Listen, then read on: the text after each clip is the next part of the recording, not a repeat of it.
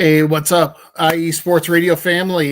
We got the Midweek Mania in the inaugural pilot episode going on today.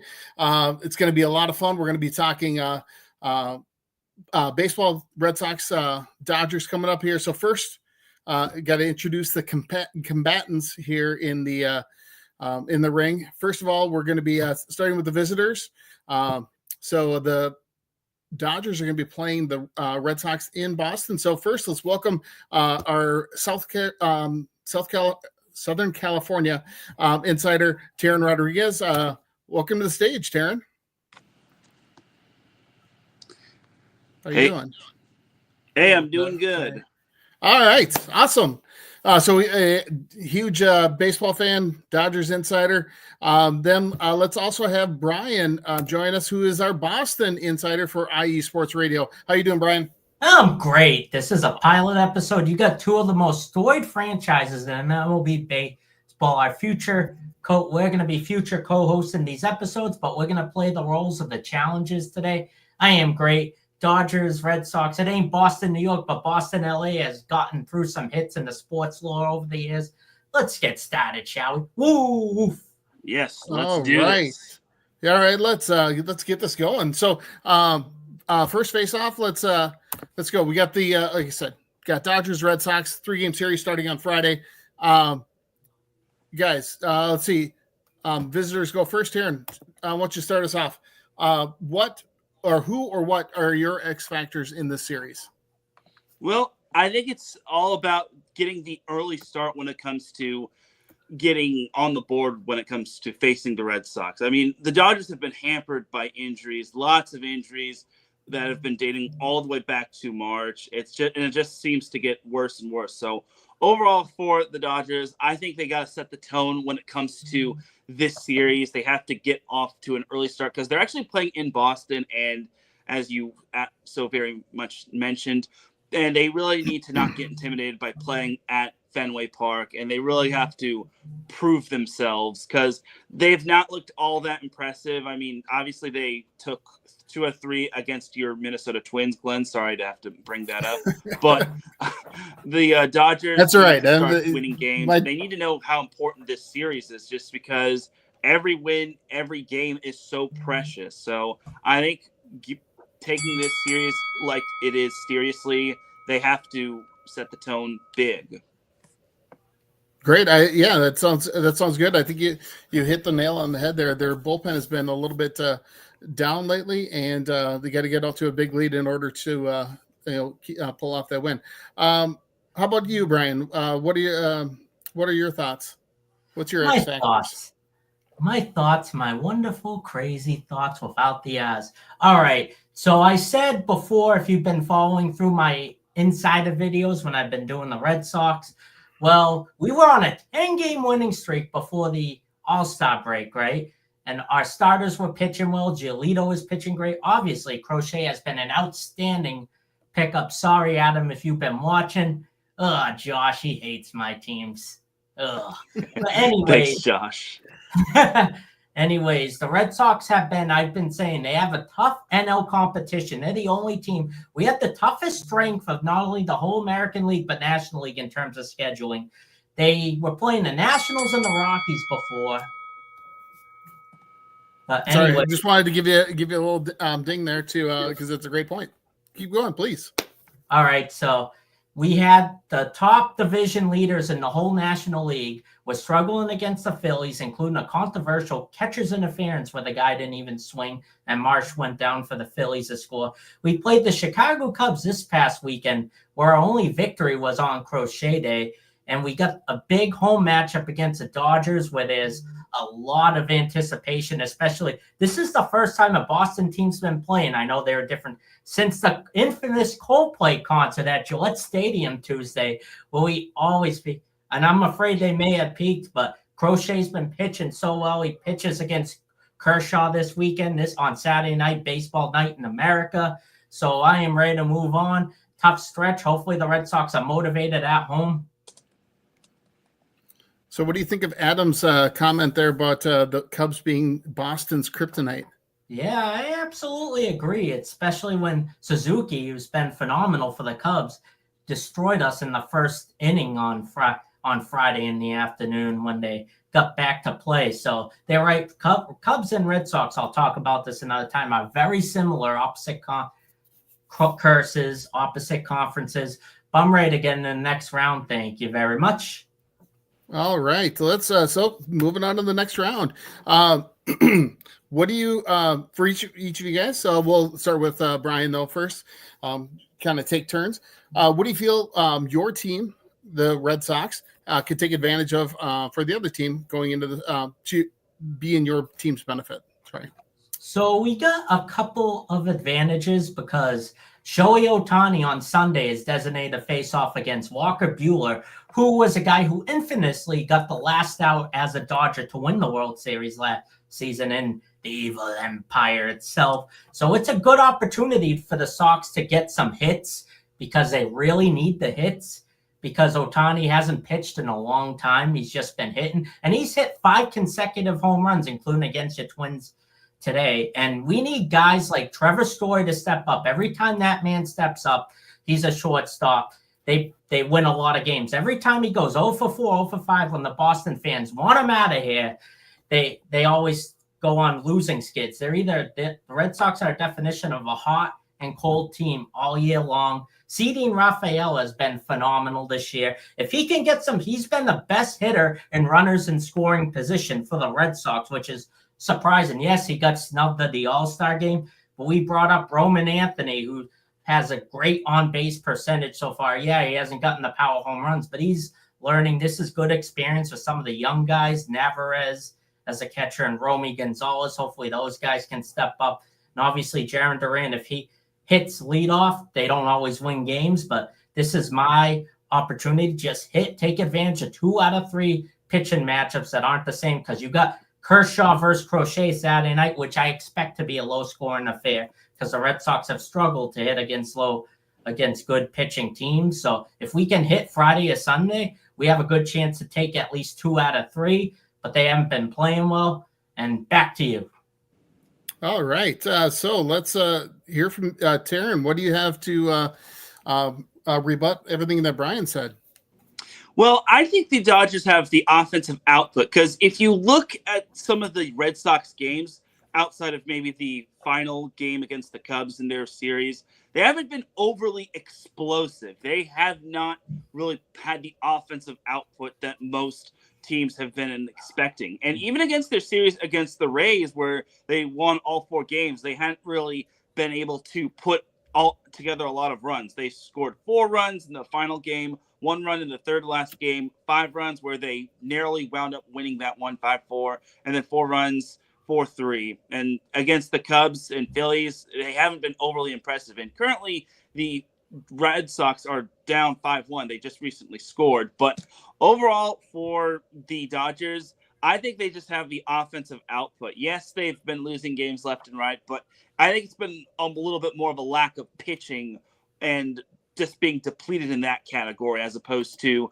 not being able to put up runs and whatnot. So I think the Dodgers have the offensive output category check marked.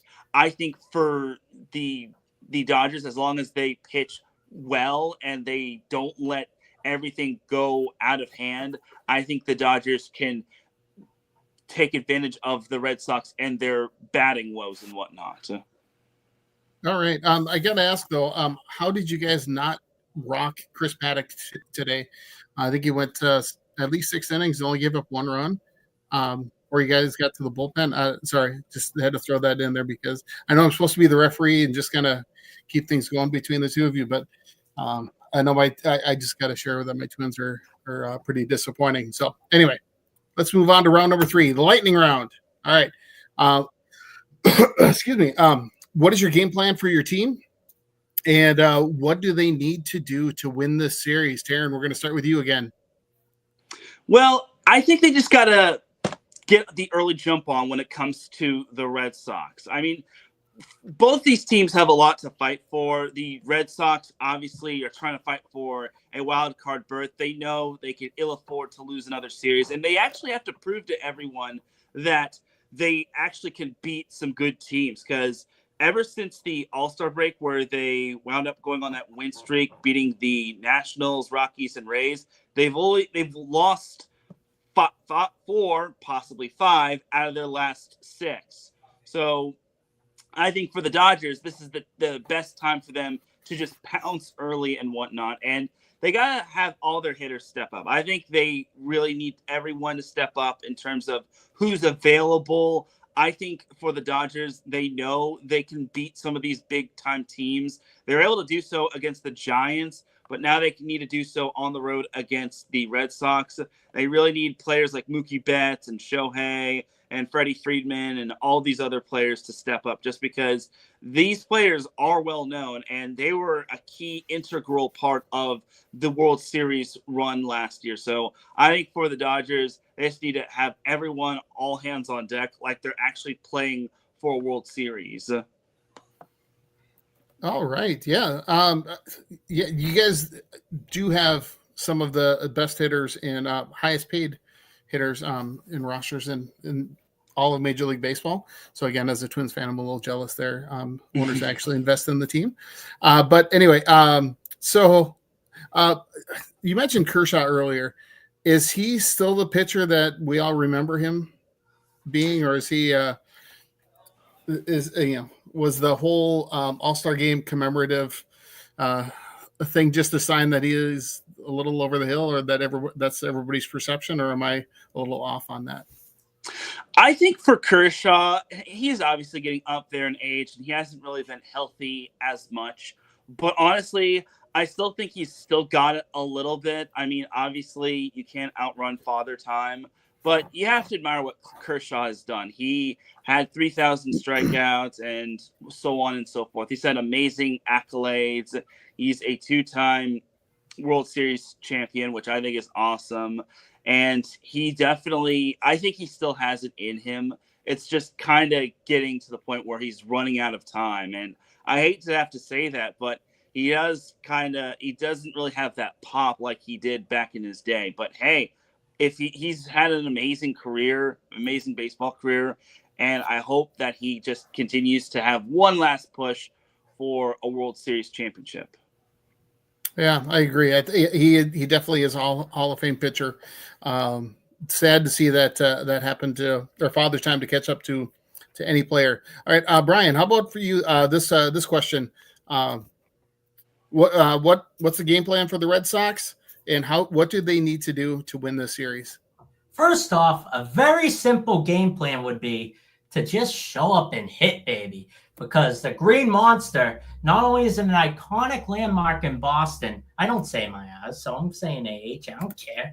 Beat LA. But I'll stick to the game plan. They have an opportunity to take away some home runs with that Green Monster against right-hand batters. Some of these guys need to show up. Yes, I agree with Josh. The Sox need to score early. Bregman takes a while to get in the groove. As you've seen, he had a very slow April when he got signed from the Houston Astros, two-time World Series winner and former MVP.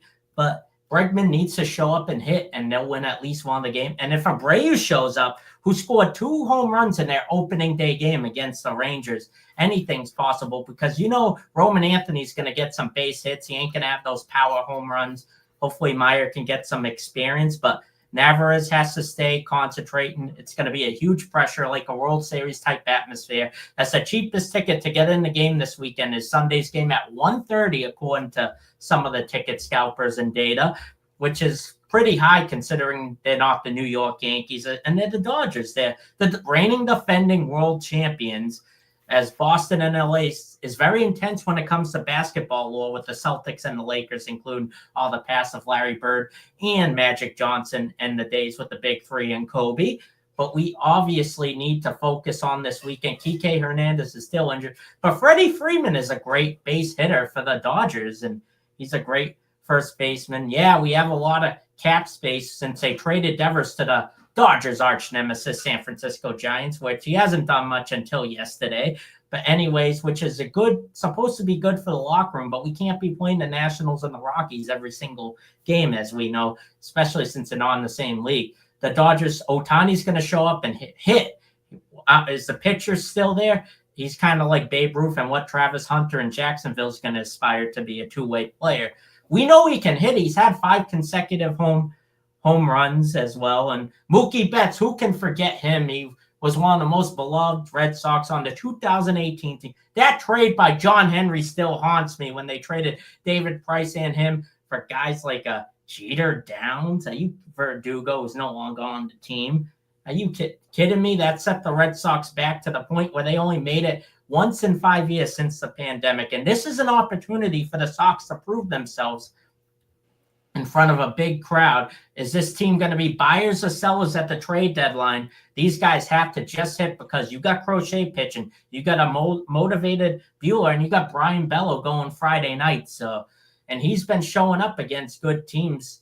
And we have to get by the first inning. A lot of these non-top 3 starters for the Red Sox, whether it's Fitz or Giolito, has really struggled in the first inning, always giving up the most runs in the first inning, including today to Schwarber and Turner in the Phillies, as I do a live looking for the Sox against the Phillies.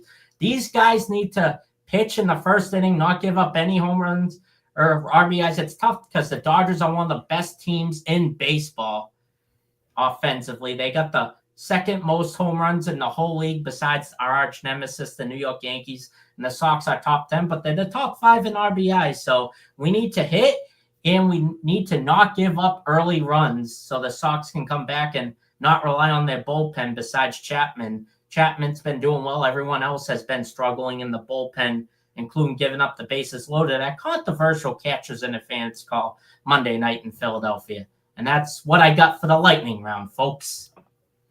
All right. Thanks, guys. So let's hear your final thoughts. Okay. Tell me who I want each of you to spend a little bit of time. Tell me why you think you won the face-off. Taryn, should we start with you? Let's go ahead and start with you as the visitor.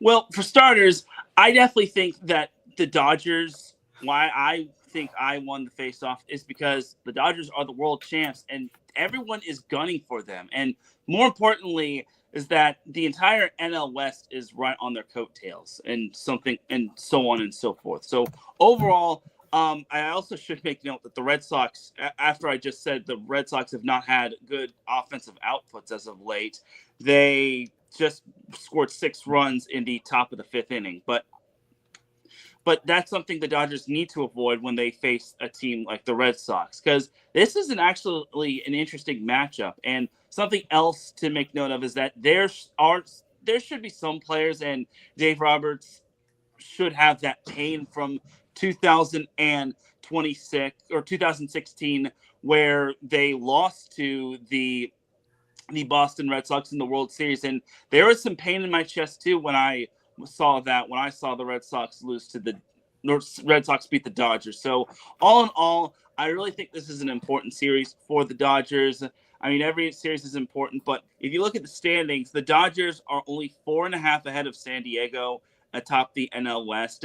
And they're also losing their grip in terms of the entire National League standings, because it was at one point where the Dodgers looked like they were going to be the sure best team in the National League and maybe the sure best team in the entire league. But they've had such horrible luck. They've had some bad breaks, and they just have been not looking like themselves. And it's just a little frustrating, if you ask me, because getting swept by the Brewers just does not help their cause. And now they're chasing the Brewers and the Cubs in terms of the National League, and it's just not ideal for the Dodgers. So they got to start winning. They got to treat this game like it's an actual big-time series. Red Sox are certainly good, and they are fighting for their playoff lives as well, and they're nowhere near bad. They're actually the 6th best team in the American League, which actually says a lot about the Red Sox and how and it also kind of says a lot about how the Red Sox are just, or not the Red Sox, the entire American League isn't all that up to snuff and whatnot.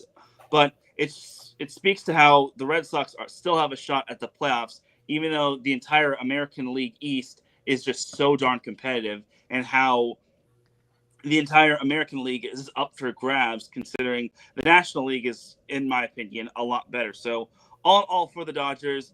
It's time for them to prove why they are the reigning champions. And more importantly, they got to put their money where their mouth is, and they got to really show up big time back east and show that they can win West Coast or East Coast. All right. Great comments there. All right, Brian, let's hear from you. Actually, got a little comment in here too. We got to hear from Ralph. Beat LA. And then Josh pointed out that Boston just scored 6 Exactly. That was against the Philly. point that I was just making. Yeah. So anyway, Brian, your turn. Let's hear it. All right. My final thoughts. Should you choose in the inaugural episode, IE Sports Radio, your direct feed for all that sports, the inaugural episode, Dodgers, Red Sox, should you choose me, B. Mad Dog, the guy that doesn't pronounce his R's, or Mr. Terran Rodriguez? This is a do-or-die matchup for the Boston Red Sox, as they got the best in the Chicago Cubs of the NL Central with guys like Crow Armstrong, Ian Happ, and you got guys like Trey Turner and Kyle Schwarber, who used to play for us in the 2018 World Series, as we struggled against them this past week. And we got the LA Dodgers, the current faces of Major League Baseball in the whole West Coast or whatnot. This is a do-or-die matchup for the Red Sox. It's Fenway Park, the most expensive ticket that's not named the New York Yankees. I know I said this earlier. You got the whole war of Boston, LA. The Red Sox are currently behind the Toronto Blue Jays, who have not only Vladimir Guerrero Jr., but they snatch up Statander from the Orioles, who they develop young talent, but they don't have the cap space like these teams that are facing each other. And you've got the Yankees with Aaron Judge in first place, and they haven't been looking impressive. The Red Sox have to face a Dodgers team who got swept by the hottest team in the National League, like the Red Sox were coming in the All-Star break. Christian Yelich and the Milwaukee Brewers, the Brew Crew, as they swept the Dodgers, but the Dodgers made up again. So I'm sorry, Glenn, your Minnesota Twins, including hit Freeman in a walk-off earlier. But this is a big game. We need at least 2 out of 3 from the Dodgers, since we're most likely going to lose 2 out of 3 the previous 2 series of this tough stretch for the Sox. Because Ohtani's just pitching for the very first time. You've got guys who haven't made the playoffs since 2021, which is a big deal for our Boston market, because we got the Patriots, who look to impress with training camp, started making additions, which the Red Sox are known for not making that many additions. Obviously, they signed Crochet, which is a huge difference for this team. And Bregman, especially since giving up guys like Mookie Betts and Xander Bogaerts. And that's probably good for us, the Blue Jays beating the Yankees again, but we have to worry about winning. We want this wild card spot. We want to prove that we can compete and not sell off a lot of pieces, because the Red Sox are one of the youngest teams right now, with Christian Campbell back in the minors getting his confidence. We got Trevor Story, who is finally staying healthy, even though he has some on and off games. Dean Rafael has been not only a phenomenal fielder, but he's been able to hit in the 8th or 9th spot, which is pretty unheard of. Wilyer Abreu has proven to be a power hitter this year for the Sox. Unfortunately, losing Hunter Dobbins with a torn ACL has really hurt us, because he was becoming a dark horse to get into that rotation. Tanner Hoke hopefully can get a bullpen spot after this series, but we got Bellows trying to return to his form. We got a bunch of Clayton Kershaw, who isn't in his prime, or is he? We'll have to prove that Saturday night. They got guys like Freeman, who can hit clutch home runs. You got Mookie Betts, who knows Fenway too well, who's a great shortstop. So we really need to win this game. It is much more anticipated. The Dodgers will pack their bags and get better as the season goes on, even though the National League's a lot tougher. It will prepare them for the postseason better. But the Red Sox, the AL Central's a joke. Yeah, the Tigers are really good. They got a lot of young guys who beat us in pretty much walk-offs, but we need to prove we can play against good teams. This is my final thoughts. It's inaugural edition. I'm making a case for my team. Please listen to what I say. Thank you very much. As the great John Cena says, who we share Boston and LA because he lives in LA, to the Dodgers, if you want some, come get some. All right, guys. Great job. I gotta That's the end. We're calling it here. So let's see here. Let me think about this. So both of you made great points. Both have very good teams. Dodgers playing a little inconsistent right now. Red Sox have been playing pretty well overall this season. They've I remember earlier in their season, you're talking about the American League Central, like that we had 3 or 4 teams in the wild card race at that point. Larry wants to know if we have a tiebreaker. I don't know. I think I gotta, I think I'm going to have to award the victory to Brian. I think he did a great job of explaining what the Red Sox need to do. They're playing at home. They got the home field advantage. Talking about how they have to get to the pitchers early, get scoring early, get to the bullpen, which has been kind of a weakness for the for the Dodgers lately. So that I have to make a decision, and that's where I'm going to go with it. So, congratulations, Brian! You won the inaugural Midweek Mania face-off. And here, let me go find one of those. Oh wait, the voters select the winner. Oh, my bad. I'm sorry. All right, so going back and forth here in the comments.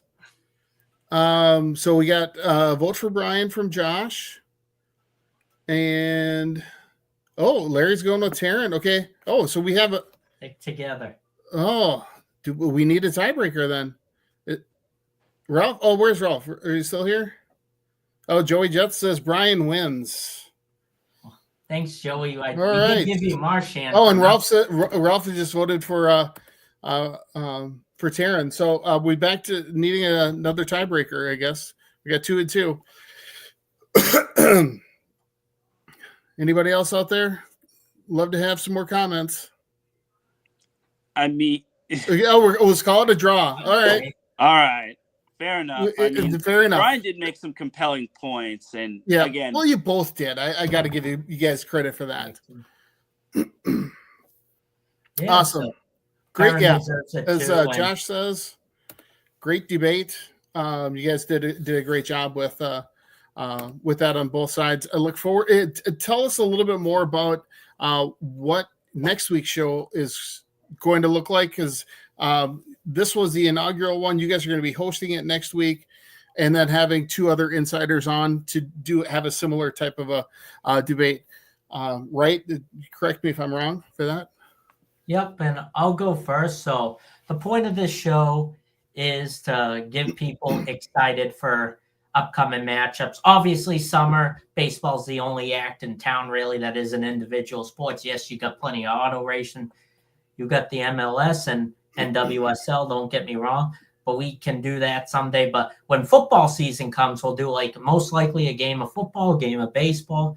And if the colleges have compelling matchups, and it all subject to insider availability, but we want to give people debates. We want to get people excited to come to IE Sports Radio and watch us. Hopefully we get some jabs. We make some laughs like I did tonight. Wanted people to have a really good time, look through your games a big way. None of these big networks, yes, they have a lot of pregame and postgame, but unless they're regional teams, they don't cover one game in depth unless it's like the Super Bowls or NBA Finals and stuff like that. So we want to rotate the teams. We're not, even though we're from respecting our markets, we're not always going to do Boston every single week. We're going to do different matchups, no matter how big or small the markets are. We want to get people excited. It's all going to depend NBA, NHL during the season. I'm excited too. That's the whole reason why I'm here. We'll try to pick out the games of the week or whatever has the best storylines for some insiders. We'll rotate every week. It's like Forrest Gump movie, as Mom always said to him, life is full of box of chocolates. You'll never know what you're going to get. Mm-hmm. I was about to say next week we'll probably have a debate for Tigers Phillies. That looks like a compelling matchup. And then maybe Dodgers Rays or Astros Red Sox. Like a lot of compelling matchups. Maybe Giants Mets looks pretty good because the Mets just swept the Angels. One matchup we are not going to be having a debate on for next week is White Sox Angels. I'm sorry, we are not going to have a debate on that. I know I grew up liking the Angels, but they have just been awful. They just can't seem to catch a break, and we all know about the White Sox. So we're probably going to keep ourselves away from that matchup. We ain't touching that matchup with a 35.5-foot pole. All right. Well, when it comes time for any of the Vikings, Packers, Vikings, Bears, Vikings, Lions during the football season, if you're going to focus on that week, hit me up. I will definitely be interested in joining you guys again. And then and also again, thanks for tuning in, everybody. Glenn Ritter, the Minnesota Insider for IE Sports Radio, and I actually am hosting the kickoff show of my own show tomorrow. It's called Fourth and Fun. So it's got a great little setup. It's going to be a lot of fun. We'll have some insiders. I know Josh is going to be on. We both have the same last name, but we're not related. So Josh Ritter will be joining. Hopefully we get a couple more insiders to join us as well. It's going to be a lot of fun. So tune in tomorrow, 7 o'clock Central Time. There's thank you for throwing that up there, Larry. I appreciate that. That's what the Fourth and Fun logo looks like. So again, thanks so much for tuning in. Great show, guys, and be sure to check it out. Check it out next week. See you guys here. Let's go back to Ritter Pass.